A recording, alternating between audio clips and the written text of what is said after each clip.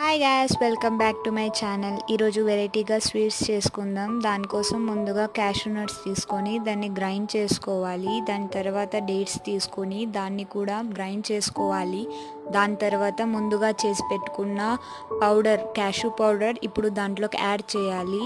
Next coconut powder తీసుకొని దాంట్లోకి add చేయాలి. దాని తర్వాత హ్యాండ్కి ఘీ ఆర్ ఆయిల్ అప్లై చేసుకొని బాగా బాల్ లాగా చేసుకోవాలి. చిన్న చిన్న బాల్స్ వీడియోలో చూపించినట్టు చేయండి.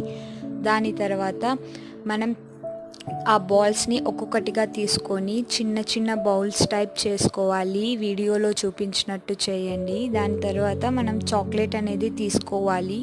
డైరీ మిల్క్ చాక్లెట్ ఆ డైరీ మిల్క్ తీసుకొని వాటిలోకి మనం యాడ్ చేయాలి. దాని తర్వాత పైన గార్నిష్ కోసం మనం చిన్న చిన్న క్యాషూ నట్ పీసెస్ని పెట్టి ఫ్రిడ్జ్లో పెడితే రెడీ.